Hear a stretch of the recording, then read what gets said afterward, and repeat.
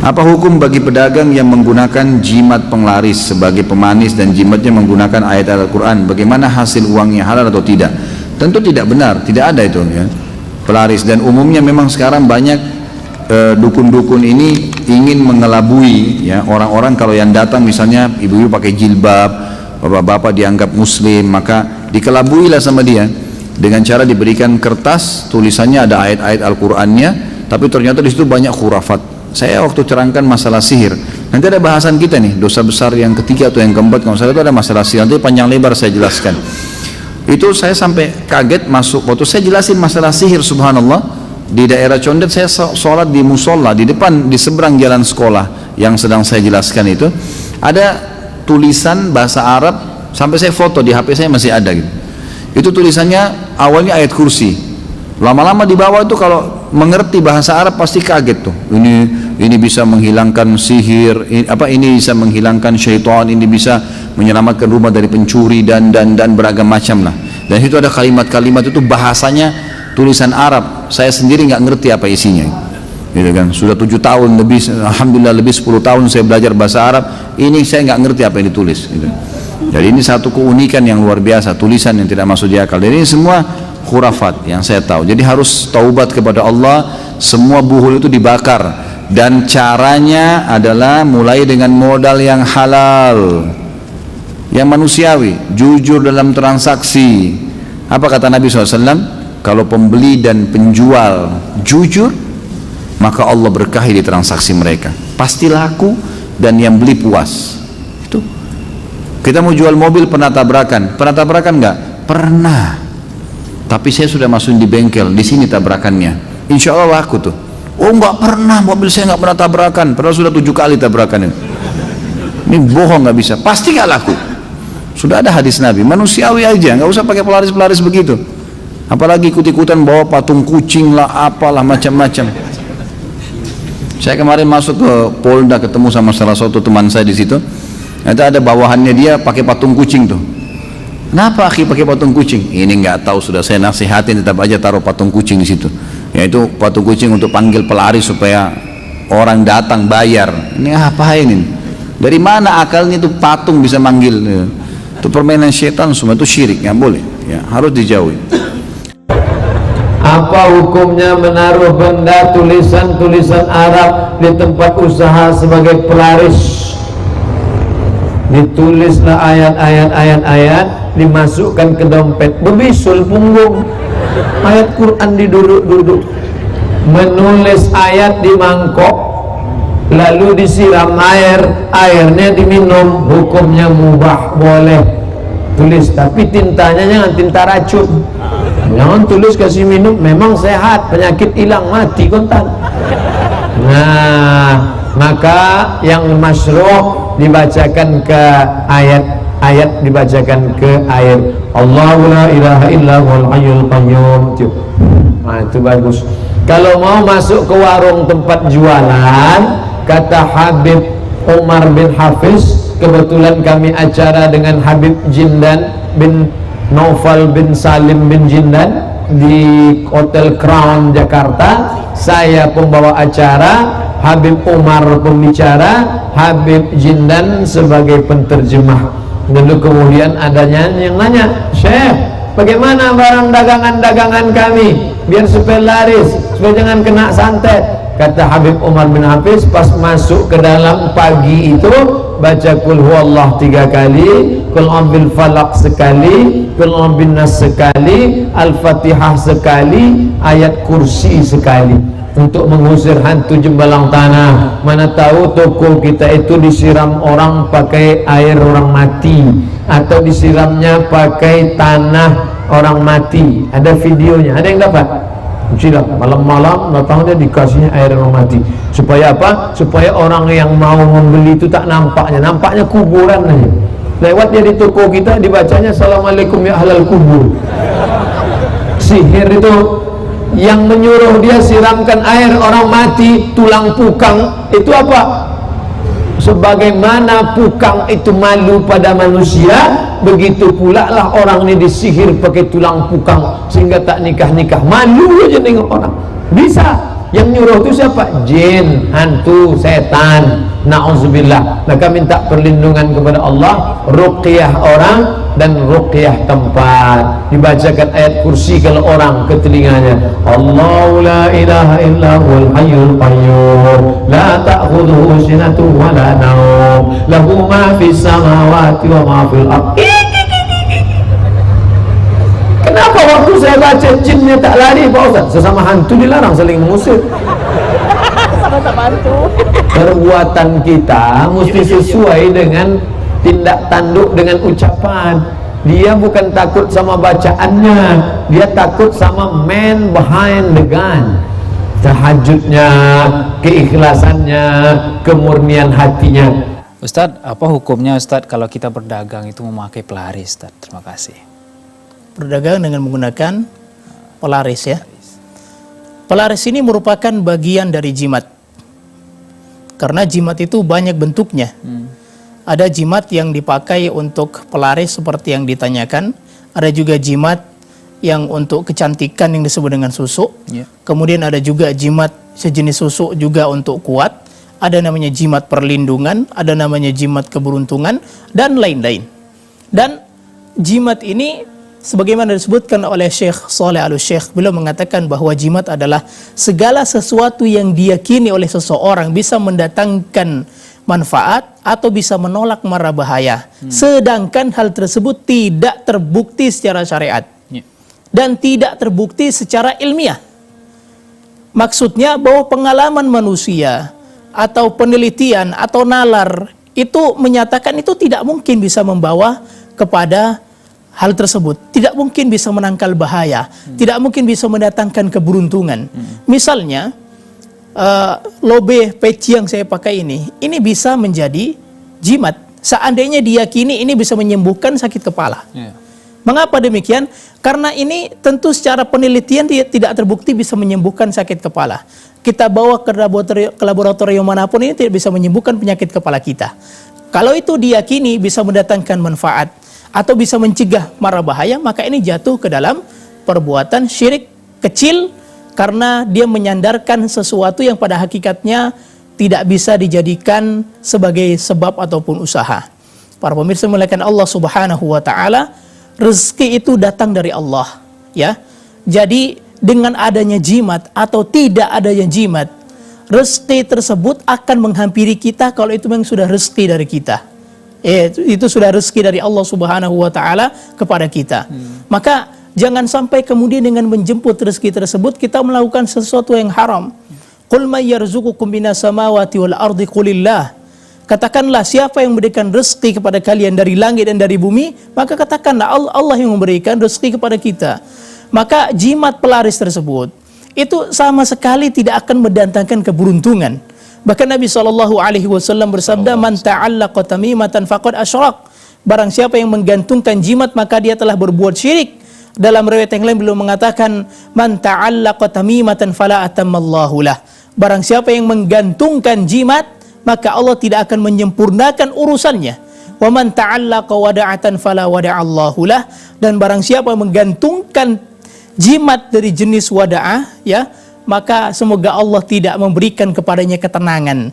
Maka ketika kita melakukan memasang jimat tersebut, bukannya kita semakin mendapatkan keberuntungan, maka pada hakikatnya kita bersandar kepada sesuatu yang lemah, bersandar kepada benda tersebut, ya. Seandainya benda itu diyakini bisa memberikan manfaat, maka ini jatuh ke dalam syirik besar. Seandainya karena bingkisan tadi itulah kemudian dagangannya menjadi laris, rezekinya menjadi melimpah, maka dia bisa jatuh ke dalam syirik besar ketika meyakini benda tersebutlah yang mendatangkan keberuntungan. Tetapi seandainya dia meyakini benda ini hanyalah merupakan sebab, sedangkan rezeki itu datangnya dari Allah Subhanahu wa taala, maka ini jatuh ke dalam perbuatan syirik kecil. Kewajiban kita tentunya menjauhi perbuatan syirik tersebut, baik perbuatan syirik yang besar ataupun perbuatan syirik kecil, dan jimat pelaris tersebut tidak akan membawa keberkahan. Ya, harta yang diperoleh tidak akan membawa keberkahan karena diambil atau dia peroleh dengan cara-cara yang diharamkan oleh Allah Subhanahu wa taala. Wallahu taala. Di sini ada kebiasaan yang saya lihat di kebanyakan penjual, itu selalu mengepak-ngepak uang hasil jualan pertamanya saat buka toko pagi-pagi yang sudah ada belanja gitu. Nah, katanya bisa menjadi pemulus rezeki seharian atau penglaris begitu, Ustaz. Apakah itu benar, Ustaz? Dan apakah itu tidak termasuk syirik, Pak Ustaz? Terima kasih. Bismillahirrahmanirrahim. Alhamdulillahirabbil alamin wal aqibatu lil muttaqin. Wassalatu wassalamu ala Rasulillah wa ala alihi wa ashabihi ajma'in, amma ba'd. Bahwasanya ya, mengepak-ngepakkan uang dari hasil penjualan pertama, seperti keinginan mendapatkan kebaikan dengan cara-cara tertentu. Ya, ini bisa ya, dalam syariat kita disebut dengan istilah ya, tabarruk, yaitu dari kata barokah. Ya, barokah adalah langgengnya kebaikan itu tetap dan kebaikan itu bertambah banyak. Ya, tabarruk adalah ya, keinginan atau cara mendapatkan kebaikan, keinginan untuk mendapatkan kebaikan yang sangat banyak ya, dengan cara-cara tertentu. Tabarruk ini ada dua jenis. Yang pertama dia yang disyariatkan memenuhi dua syarat. Ya.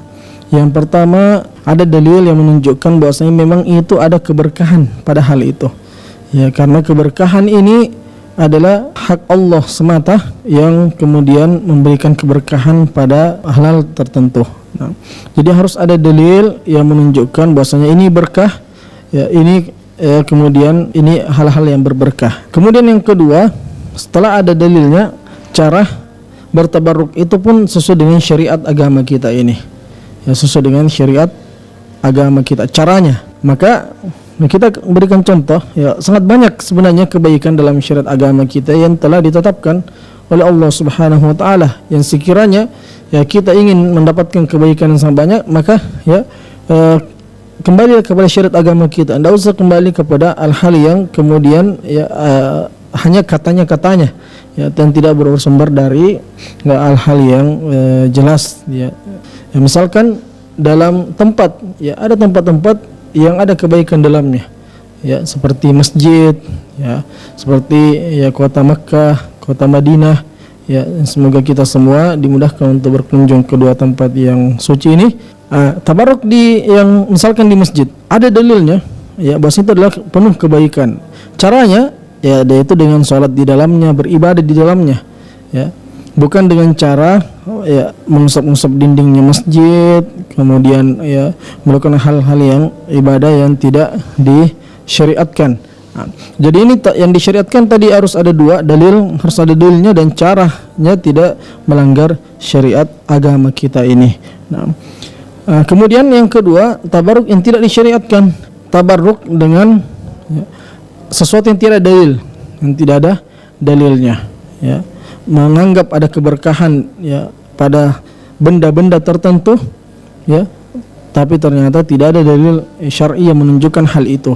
Dan ini sangat banyak ya, karena orang semua ingin kebaikan tapi tidak ada ilmunya atau tidak memahami ya agama ini dengan benar, sehingga ya ada orang memanfaatkan ya kebodohan atau ketidaktahuan kita terhadap agama ini untuk meraup keuntungan yang besar, ya. Nah, sehingga sekarang ini banyak orang yang sedikit-sedikit menganggap wah ini benda ini ya ada berkahnya, ada khasiatnya, ya. Dan orang karena tidak tahu agama percaya, bahkan dengan rela mengeluarkan biaya yang sangat besar, ya. Padahal dia telah rugi dunia ya dengan dana yang dia keluarkan sangat banyak, dan rugi agama ya karena dan rugi tidak ada kebaikan yang akan dia dapatkan.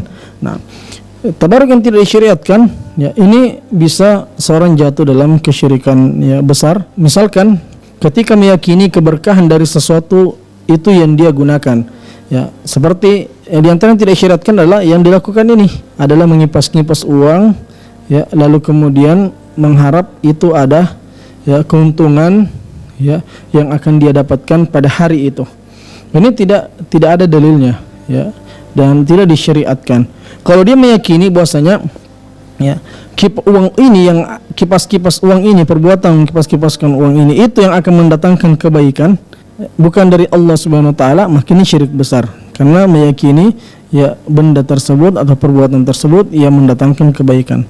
Tapi kalau dia meyakini itu adalah sebab, ya Allah lah yang memberikan kebaikan, Allah lah yang kemudian akan memberikan keuntungan, maka ini jatuh dalam ya syirik kecil. Ya, jatuh dalam syirik kecil. Ya, maka ya, hal-hal seperti ini seorang muslim harusnya tidak melakukan suatu perbuatan ya tanpa jelas dalilnya, dan tidak kemudian ya mengikuti hal-hal yang ya tidak jelas yang bisa merugikan ya agama dan dunianya. Ya, banyak keberkahan, maksudnya keberkahan dunia, yaitu kan di antaranya solusi dalam syariat adalah membaca zikir Allahumma inna ya nas'aluka ilman nafi'an wa rizqan thayyiban wa amalan mutaqabbala. Ini dibaca pada pagi hari. Ini di antara ya solusi cara untuk mendapatkan kebaikan pada hari itu.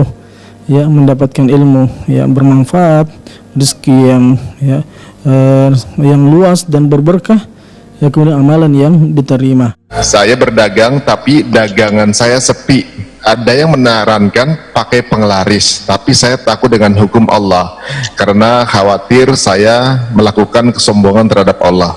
Tapi kalau tidak pakai penglaris, warung saya sepi. Mohon pencerahannya Buya.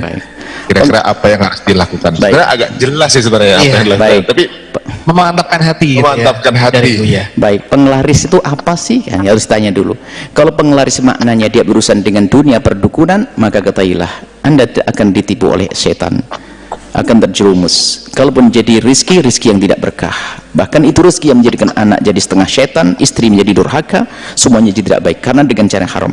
Tapi kalau penglaris maknanya doa, minta kepada ulama untuk didoain dan sebagainya, itu juga penglaris agar laris sah, berdoa kemudian minta petunjuk kepada ulama. Iya, jadi makna penglaris ini kalau sudah diarahkan kepada dunia perdukunan, dunia mistik, maka ketahuilah awas, hati-hati, menjadikan tidak berkah usaha Anda. Akan tapi kalau maksudnya adalah memohon doa kepada orang-orang soleh, orang baik yang bisa dipercaya, sudah datang mendoain, kalau kita benar itu sah-sah saja. Jadi kalau penglaris urusan dengan dukun, Anda jangan lakukan. Dan sebenarnya yang bertanya sudah tahu jawabannya. Dia tidak akan bertanya kecuali karena sebenarnya sudah tahu, cuman pengen meyakinkan atau mungkin ingin mengajari yang lainnya agar bisa menjauhi keharaman tersebut, bahkan bisa mengarah kepada kesyirikan. Namanya penglaris. Lihat apa sih penglarisnya. Bisa saja itu adalah haram, bisa saja masuk wilayah syirik. Dilihat dulu. Kalau dia percaya dengan dunia perdukunan yang nyembah sesuatu selain Allah lalu dipatuhi, ya haram, syirik bahkan. Jadi hati-hati. Makanya adalah ilmu penglarisnya yang normal adalah Anda banyak berdoa, kemudian Anda disiplin, Anda serius di dalam berbisnis yang bersih, yang bagus, yang baik melayani. Itu adalah cara yang diajarkan oleh baginda Nabi Shallallahu Alaihi Wasallam. Tolong untuk mengatakan ini syirik, ini sesat, waspada. Itu hanya rambu-rambu secara umum karena tidak diberikan contoh penglarisnya kayak apa. Jangan setelah dari majelis ini lalu mengatakan semua jenis penglaris adalah haram. Nah, semua jenis penglaris adalah haram. Tidak. Ada jenis penglaris yang terkandung di dalamnya doa-doa, bukan. Perlu dibedakan di sini. Allah